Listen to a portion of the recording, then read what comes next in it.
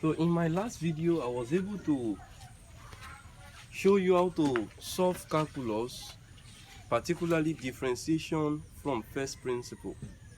But today we are going to see how to solve other than using first principle method. So we are going to be using a formula now to carry out the differential of functions generally. And let's see how we are going to go about that. I'll start with by giving you a formula. So if y is a function of x, if y is equals to x, for example, or rather let me use ax, where a happens to be the coefficient of x in question. So the dy dx, the dy over the x of this function, you are differentiating y with respect to x, is equal to n, this coefficient this power in question here, multiplied by the coefficient a x, then you deduct 1 from the power. Yes, this is the formula now. So that means if we want to differentiate other than using first principle, we can as well use this method to differentiate. And let's see, let me give you some example. If y is equals to 7x squared, find the dy over the x of the function in question. Now shall we find the dy over the x of this function now? Since y is 7x squared, for example, so the dy dx of this function, dy, you are differentiating y with respect to x, becomes, according to the formula, you take the power to multiply the coefficient of x in question, or whatever variable you are given. That's a 2 multiplied by a 7, 2 times 7, then x, deduct 1 from the power according to the formula, 2 minus 1, which gives you 14x. Let's see another example. This is 1. So that means instead of looking at another example, just understand the concept here. Pick the power, multiply the base, subtract 1, pick the power, multiply the coefficient, deduct 1 from the power. Now we can actually, there are so many rules to take under differentiation here. One of those rules that we are going to discuss is the sum and difference rule. Sum and difference rule. Now, what does sum and difference rule guarantees us to do? Sum and difference rule guarantees us to actually, let me give you an example. If y is equal to u plus or minus v, you understand, for example, you understand, let's assume we have two functions bounded by either a positive or a negative signs. You understand now? So how can we differentiate this function here? The dy over the dy over dx of this function, you understand, is equals to the du over dx plus dv over dx. You understand? Let's assume u is a function containing x. Likewise, v is also a function containing x. So the dy dx of the function in question is my du dx. You differentiate the first question plus or minus my dv dx in question here. So if I give you an example, let's assume y is equals to 7x squared minus 3x plus 1, for example. So the differential of this function, the dy over dx, is equals to, if you apply the rule here, you are going to have 2 times 7, which is a 14x, deduct 1 from the power, raised power 1, minus, do the same thing here, 1 times 3 is 3, deduct 1 from the power, you have 3. Now you should take note that the differential of constant is 0. If you are differentiating a constant, a number without a variable, you understand now? It could be with a variable, depending on what you are differentiating with. You understand now? For example, if I give you y is equals to 3x squared plus 3y plus 3m squared, for example, so you will realize that if I ask you to find the y dx, you will realize that I'm differentiating y with respect to x. So that means m is standing as a constant here, and the differential of constant here is going to give 0. So this one is going to diminish to 0. You understand now? So I believe you understood the concept behind this one. So that's just the differential of this question, the sum and difference. So I believe from the concept of sum and difference happens to be a rule that is very straightforward and simple, but it helps us on a long run. So we are also going to take another rule, and that's the chain rule. The chain rule, otherwise known as function of a function. Yes, function of a function. Let me just, okay, let's have it like this. Function of a function. So if we consider this, if y is equals to x, for example, the dy over dx using chain rule is going to be the du over dx times the dy over du.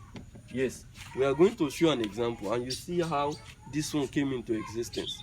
For example, let's assume that we have a function in another function. For example, if y is equals to x plus 1 raised to power 3, find dy over dx. Absolutely speaking, I already told you how to differentiate x plus 1, but we have, this is a function containing another function here.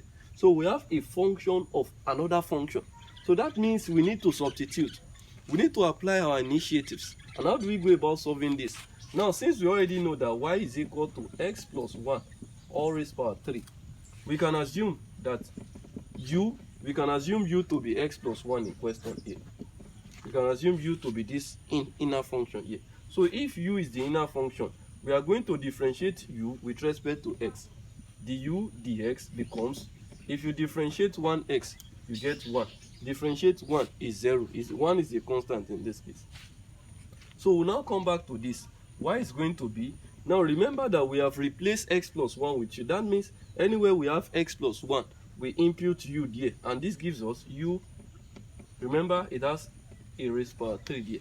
So if we differentiate y now with respect to u, that gives us, if you differentiate using the same techniques here, so we have 1 times 3, which is a 3u, deduct 1 from the power, that's 2.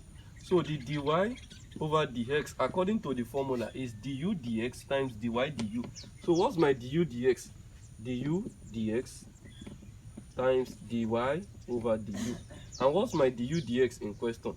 My du dx is 1 multiplied by my dy over du is 3u squared, which gives us 3u squared. But remember, you are asked to differentiate with respect to x. So that means we can still replace u with our initial value, which is x plus 1 in this case. Yes, our u is x plus 1. That means I can replace u with x plus 1 all squared. So this is the differential of my very function here. So I have just succeeded in differentiating y with respect to x in this case. So the same way, if you want to differentiate, these are how you go about differentiating from using chain rule. Let me show you a quick example. Another quick example. If I give you, if y is equals to sine 3x, for example, find dy over dx. Solution. Yes, you have a function. Remember, sine x itself is a function. So, but this 3x is another function. So automatically we have a function of a function. So how do we go about solving that? Since we know that y is sine 3x, we can assume this very one to be a value, or to be a constraint here, to be a variable. So I can assume that u is 3x, for example. So if u is 3x, shall we differentiate u with respect to s? Du dx gives us, if you differentiate this using the same techniques I have brought to you, we end up having 3 times 1, or 1 times 3 is 3.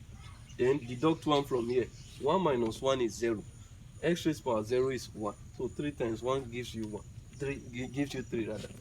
So that we end up having y is sine of, remember, all you need to do, come back here. Remember, we have assumed that u is 3x.